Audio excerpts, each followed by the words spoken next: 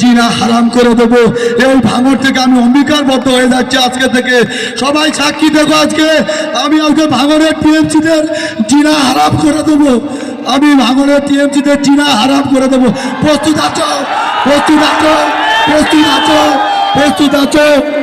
তাড়াবেন তো ভাঙড় থেকে? চোর তাড়াবেন তো? চোর তাড়াবেন তো ভাঙড় থেকে?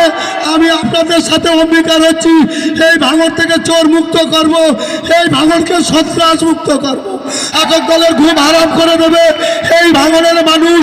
আজকে ক্যানিংয়ের একটা মোস্তান, তিনি বাপের বেটা বলে তিনি আজকে বোদরাম অঞ্চলে গিয়ে ভাষণ দিতে বলে আজকের বোদরার মানুষদেরকে ঘুম হারাম করে দেবো, জিনা হারাম করে দেবো।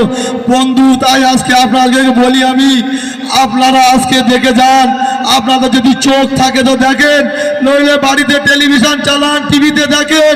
আজকে ভাঙড়ের মানুষ আপনাকে জিনা হারাম করে দেবে। ভাঙড়ের মানুষ শান্তি চায়, ভাঙড়ের মানুষ অশান্তি চায় না। এত ফাটছে কেন বন্ধু? অনেক তো উন্নয়ন করেছো, অনেক রাস্তা দিয়েছো, কল দিয়েছো, কন্যাশ্রী দিয়েছো, রূপশ্রী দিয়েছো, লক্ষ্মীর ভাণ্ডার দিয়েছো, অনেক উন্নয়ন করেছো। এত ফাটছে কেন? আসো বন্ধু, লড়াই হোক গণতন্ত্র প্রক্রিয়ায়। আসো, গরিব মানুষের ধরে, খেটে খাওয়া মানুষের ধরে রক্তের হোলি খেলা কেন করছো ভাঙড়ের বুকে? কেন সাধারণ মানুষের অধিকার কেড়ে নেওয়া হচ্ছে? কেন ভাঙড়ের মানুষের এই অধিকার হরণ করা হচ্ছে?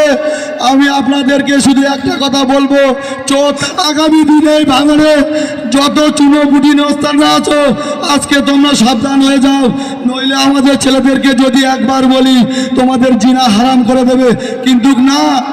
কিন্তু আমরা সেটা করব না। তার কারণ আমরা এমন একটা নেতৃত্বে চলি, তার নাম হতো পীরজাদা নওশাদ সিদ্দিকী মহাশয়, তার নাম হলো বিশ্বজিৎ মাইতি। সেই নেতৃত্ব তুমি সৌজন্যতা দেখাও, আমরা সৌজন্যতা দেখাবো। লোকসভায় আপনারা সাথ দেবেন তো? আপনারা সাথ দেবেন তো? আপনারা সাথ দেবেন তো? আমি আপনাদের ছোট ভাই, আমি তিনবার জেলে কেটেছি, আমাকে মারা হয়েছে, আমি তবুও সিদ্ধারা বেকাইনি, এখনো সিদ্ধারা সোজা করে রেখে দিয়েছি শুধু আপনাদের জন্য, শুধু আপনাদের জন্য, শুধু গরিব মানুষের জন্য। এই ভাঙড়ে আজকে অনেকেই শহীদ হয়েছে, আমাদের মহিউদ্দিন ভাই এবং আমার নিজের গ্রামে আমার ছোট ভাই, আমার হাসান ভাই এবং পাশের অঞ্চল বোগালি ওয়ান কারিবুল ভাই এই ভাঙড় মাঠে রক্তের হোলি খেলা খেলেছিল। এই শওকত মোল্লা, এই আরাবুল মোল্লা এই রক্তের হোলি খেলা খেলেছিল। আজকে ভাঙড় কলকাতার রাজপথকে বন্ধ করে দিয়ে বাংলার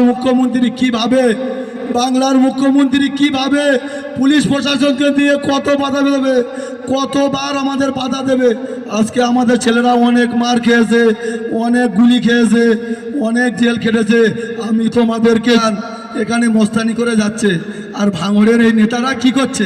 এই পচা নেতারা কি করছে? কি করছে পচা নেতারা? কি করছে?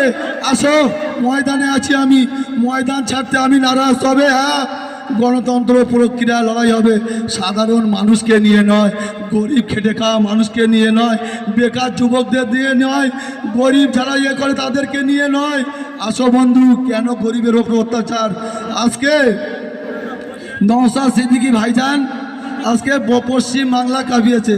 আগামী দিন ডায়মন্ড হারবারে দাঁড়াবে বলে নিয়ত করে, দল যদি ওনাকে অনুমতি দেয় তাহলে উনি দাঁড়াবে। আপনারা সহমত তো? দিল্লি কাঁপাবে তো? অম্বিকারবদ্ধ হচ্ছেন তো? যাই হোক ভাই, অনেক কথা বলবো, গণতন্ত্র প্রক্রিয়া লড়াই হবে। আরেকটা কথা বলি ভাই, আপনারা কাঁধে কাঁধ মিলে চলুন।